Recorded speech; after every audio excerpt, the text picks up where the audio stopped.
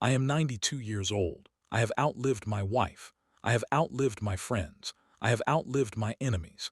And I've outlived the version of myself that used to give a damn about what people thought of me. I am standing at the very edge of the cliff. I can see the bottom. And before I go over, I need to turn around and tell you, the people still back there at the party, what I see, because you are living a lie. You are walking around with this arrogant, comfortable delusion that you have time. You treat your days like they are cheap, like you have an infinite supply of them in the bank. So, I'm here to tell you that you are broke. We are all going to die. You know this intellectually, but you don't know it. You don't feel the cold steel of it against your neck. If you did, you wouldn't be living the way you are. Clears throat, so, let me tell you about a man named Jack.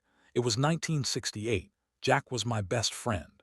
He was smarter than me, better looking than me, and richer than me. He was a shark. We were having a drink one night celebrating a massive deal he just closed. He was smoking a Cuban cigar, leaning back in his leather chair, and he looked at me and said, "Frank, 5 more years, that's the strategy. I grind for 5 more years. I hit the number. Then I'm done. Then I take Mary to Italy. Then I learn to paint.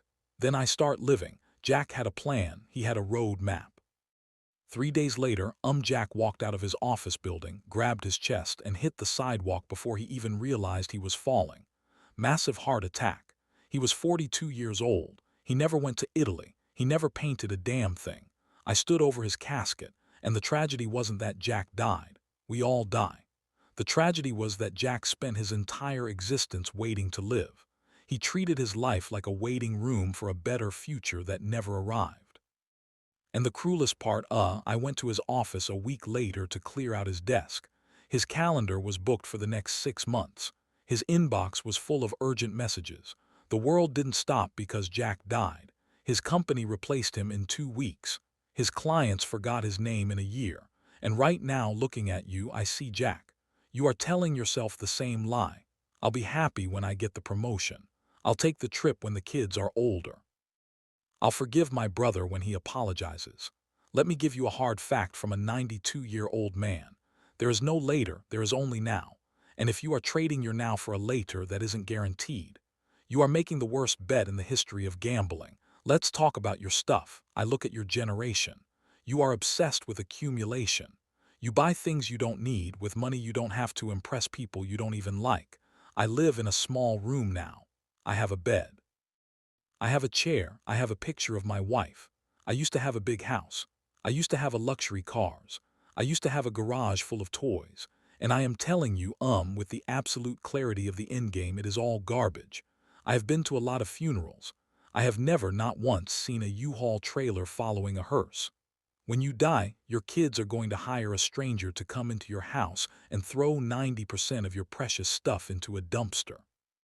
The other 10% they'll sell at a yard sale for quarters. That is the sum total of your materialism, future trash. So why are you putting yourself down so far to buy it? Why are you working 60 hours a week, missing your daughter's childhood to pay for a car that sits in traffic? It is madness. And you won't realize it's madness until you are sitting where I am sitting. And by then, it is too late to return the merchandise. Let me tell you about the big victory. It was 1979. I won the Businessman of the Year award in my city. Big banquet, black tie. I walked up to the podium. People applauded. I felt like a god. I felt like I had won the game. I went home that night holding the trophy. My house was dark. My wife Alana was asleep. My kids were asleep.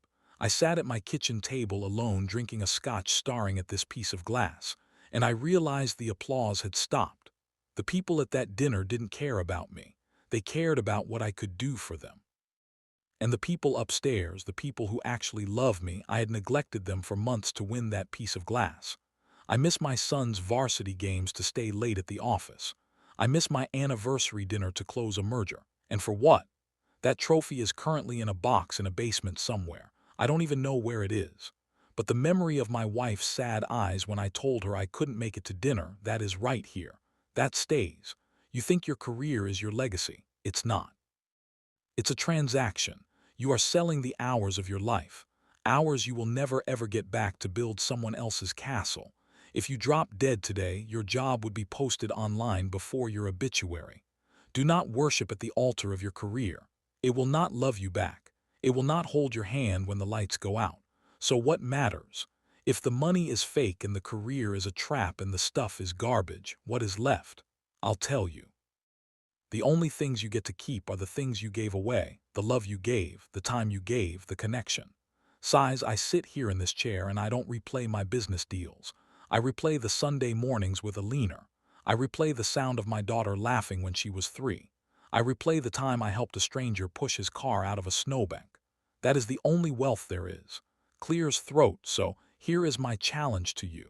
Here is the no BS strategy for the rest of your life. Number 1, kill your ego. You are so terrified of looking foolish. You don't take the risk. You don't start the business. You don't ask the girl out. Why? Because you are afraid of what they will think. Let me liberate you. Nobody is watching you. They are too busy worrying about themselves. You are the main character only in your own head. To everyone else, you are background noise. Stop letting your fear of other people's judgment paralyze you. Their judgment will rot in the ground right next to them. Number 2, practice the last time. This is a stoic technique and it will change your life. Every time you do anything, remind yourself that one day you will do it for the last time. One day you will pick up your child for the last time. One day you will kiss your spouse for the last time. One day you will drink a cup of coffee for the last time. You don't know when that day is. It could be 10 years from now. It could be today. If you live with that knowledge, you will never take a moment for granted again. You will taste the coffee. You will hold the hug a little longer. Number 3, wake up. I'm 92, my back hurts, my eyes are dim. But you have the golden ticket, you have your health, you have your youth. And you are spending it scrolling through a phone. You are numbing yourself. Stop it. Go outside, feel the wind, look at the sky, call your mother. Forgive your enemy, not for them, but because you don't have time to carry the luggage of hate anymore. We are all going to die. It is the only guarantee we have. But most people never actually live. They just exist. They stay safe. They stay comfortable and then they expire. Don't be like Jack. Don't wait for the 5-year plan. Eat the good food. Buy the plane ticket. Say I love you first because the clock is ticking. Can you hear it? That is the sound of your life running out. Don't let it run out empty. I'm tired now. Go live.